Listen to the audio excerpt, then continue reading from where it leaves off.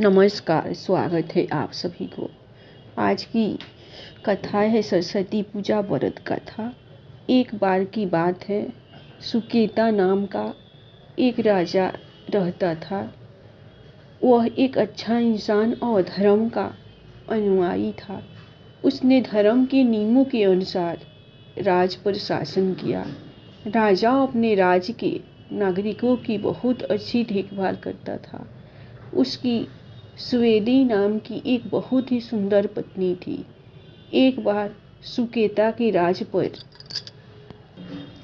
आक्रमण हुआ और सुकेता को अपने शत्रुओं से युद्ध करने को विवश होना पड़ा। दुश्मन मजबूत थे और सुकेता अपनी रक्षा करने में सक्षम नहीं था और अपनी जान बचाने के लिए युद्ध के मैदान से भाग गया। उसके साथ उसकी पत्नी भी भाग गई। वे दोनों अपनी जान बचाकर भाग गए और समय रहते एक जंगल में पहुंच गए। जब वे जंगल में पहुंचे, वे थक चुके थे और भूखे थे। उन्हें जो कुछ भी मिला उसे वे खा रहे थे, लेकिन फिर भी उनकी भूख शांत नहीं हो रही थी, क्योंकि उनको जो कुछ भी खाने को मिला था वह काफी कम था। भूख ने अपना असर दिखाना शुरू कर दिया था और राजा एक समय चल भी नहीं पा रहा था। राजा नीचे गिर गया और रानी अपनी जांघ को राजा के लिए तकिए के रूप में बनाकर उसे शांत करने की कोशिश कर रही थी। वह बहुत चिंतित थी और उसने भगवान से कुछ मदद की प्रार्थना की, जिससे उनको चिंताओं और दर्द से छुटकारा मिल सके। संयोग से ऋषि अंगिरस उस रास्ते से जा रहे थे और उन्होंने राजा और रानी को देखा। उन्होंने रानी से पूछा कि वह कौन है और वे जंगल में कैसे आए हैं। रानी ने ऋषि को अपनी कहानी सुनाई। ऋषि को पता चल गया कि वे राजा और रानी हैं। फिर उन्होंने रानी से कहा कि पास में ही पंचवटी तालाब के पास दुर्गा क्षेत्र नामक एक जगह है। उन्होंने रानी को पूरी भक्ति के साथ देवी की पूजा करने की सलाह दी। ऋषि ने रानी और राजा को साथ में चलने के लिए कहा। वे दोनों ऋषि के साथ उस स्थान पर चले गए।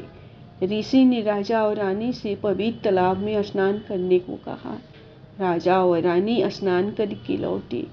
ऋषि ने उन्हें देवी दुर्गा और सरस्वती की पूजा करवाई। उन्होंने उनसे षोडशोपचार पूजा करवाई, जो 16 विभिन्न प्रकार की पूजा यह सेवा करके देवी को प्रसन्न करती है। यह पूजा 9 दिन तक चली। 10वें दिन तक एक यज्ञ किया गया और ऋषि अंगिरस द्वारा निर्देशित राजा और रानी द्वारा 10 प्रकार के दान किए गए। इस प्रकार उनका व्रत संपन्न हुआ। दंपति ऋषि अंगिरस के आश्रम में खुशी खुशी रहे। देवी की कृपा से उन्हें पुत्र की प्राप्ति हुई। लड़के का नाम सूर्य प्रताप रखा गया। बालक आश्रम में पला बढ़ा और युद्ध सहित सभी प्रकार की शिक्षा प्राप्त की। वह बड़ा होकर एक मैदान तलवारबाज बना। उसे कोई डर नहीं था। लड़का एक युवा योद्धा बना और अंगिरस ऋषि के आशीर्वाद से उन शत्रुओं पर हमला किया जो अब उसके पिता के राज पर शासन कर रहे थे। उसने युद्ध के मैदान में सभी दुश्मनों को हरा दिया और अपने पिता के खोए हुए राज पर नियंत्रण कर लिया।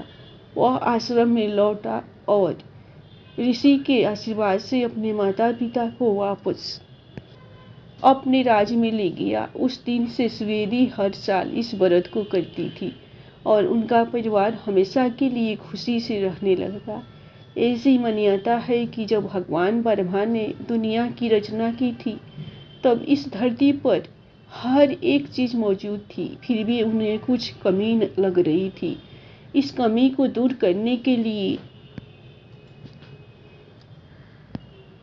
उन्होंने कमंडल से पानी निकाला और जमीन पर छिड़क दिया। पानी छिड़कते ही एक सुंदर कन्या की उत्पत्ति हुई। इस कन्या के 3 हाथों में वीणा, पुस्तक और माला मौजूद थी। वहीं चौथा हाथ वरदान देने की मुद्रा में था। जन्म लेने के बाद इस कन्या ने बीड़ा बजाई, जिसके वजह से हर एक जीव में स्वर आ गया था। कहा जाता है कि इसी की वजह से इस कन्या का नाम सरस्वती रखा गया था। तब से लेकर अब तक देवलोक और मृत्युलोक में माँ सरस्वती की पूजा विधिवत तरीके से की जाती है। धन्यवाद। आप लोगों को सरस्वती पूजा की कथा पसंद आई होगी तो आप लोग सरस्वती जी के नाम पर लाइक सब्सक्राइब जरूर कीजिए दिल खुलकर। जय माँ सरस्वती, जय माँ लक्ष्मी।